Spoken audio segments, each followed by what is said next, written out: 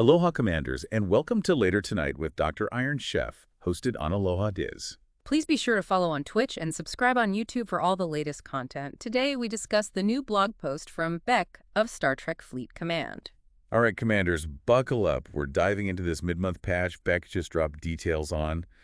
Looks like a lot of smoothing things out, making life easier in the game. Yeah, definitely seems focused on quality of life, some new bits, and swatting some of those annoying bugs. Exactly.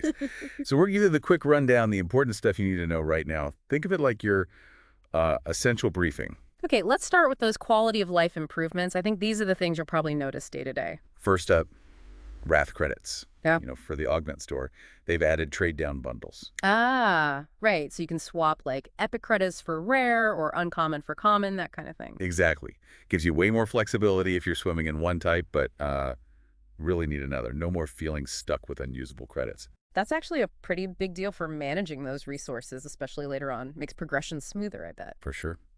And speaking of control, remember the Temporal Artifact Shards? How they used to just auto-convert? Oh, yeah, that could be annoying if you were saving them up. Well, no more. Now they just sit in your inventory until you decide to convert them. Much better, right? Definitely gives you that control back. Good change. And the big one, bulk refine.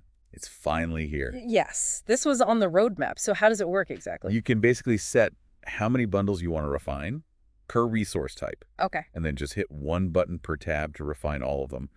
Plus, there's a counter on the main refinery screen now. Oh, nice. That's going to save so much tapping. Seriously, a game changer for anyone who hates the refinery clicks. It really is. Yeah. Now, quick heads up. There's a known issue. Sometimes the bulk count shows 0 if you switch tabs. Ah, okay. Little bug. Yeah, but there's a workaround. Basically, if you add stuff from your inventory items, you got to go into selection mode and hit confirm each time you change tabs. Bit fiddly, but works. Good to know the workaround so you can still use it. Just got to be careful for now. Right. Next up, P1 ATA blueprint bundles, the stop ship ones. Priority 1 away team assignments. Yeah. What about them? They lowered the ops level requirement by 2 levels. Oh, interesting. So you can start collecting those blueprints earlier now. Yep.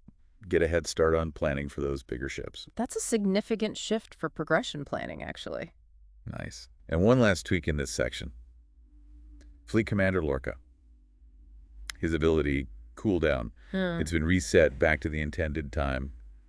79,200 seconds minus the tier bonus. Yeah. So it should feel more balanced now. Right, keeping those powerful abilities in check. Makes sense. Okay, so that's the quality of life stuff. Let's talk about the actual new content. All right, what shiny new things do we get? First is something called Prime Priority 1, Adaptive Algorithms. Sounds fancy. It does. What's it do? It permanently unlocks a chance for any P1T mission to just be 1 hour long. Whoa, 1 hour. That's super fast for those. Yeah, faster assignments, faster rewards. Should really speed things up if you get lucky with the short timers. That'll definitely boost how many you can run. Okay, what else? We've also got Prime Augment Ordnance. This one's for the Augment fans. Okay. More Augment stuff. 2 things here. First, you get more reputation from killing Augment Exile hostiles. Faster rep grind. Nice. Always welcome. And second, a new daily free claim in the Augment Faction Store. Gives you a mix of Wrath credits, common, uncommon, rare, and epic. ooh, free credits daily. Can't argue with that.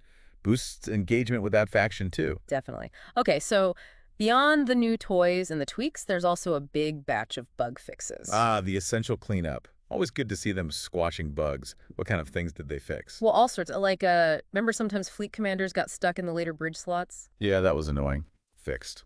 And typos in Khan's skill descriptions, like explorer's damage and weird capitalization. Even Khan needed a proofreader. Apparently. Those are fixed too. And the issue where upgrading regular and Sigma buildings together restricted speedups. Gone. Oh, that bolt upgrade fix is good. That was a pain. Also, those bundle names in the Away Team Legacy store that just said retrieving, they actually have names now. Finally. Little things, but they matter. Right. They smoothed out the Faction Store reward animation, corrected Pioneer's Crest to Pioneer's Crest. Grammar police strike again. Yeah. And they fixed some research dependency issues and confusing text in Priority 1 stuff. Cleaned up the wording. Good. Clear research info is important. Let's see. Augment Revenge hostiles not spawning right in older systems for higher reps. Fixed. Chat feeds not filling the screen. fixed. Okay, seems like a solid round of fixes. Yeah. Also stuff like chess claim animations skipping or freezing, the double tap issue on away team auto assign giving blank panels. Right, UI glitches. The Alliance help all button getting stuck. Game hangs on some chess claims, even repeating tutorial dialogues for new installs.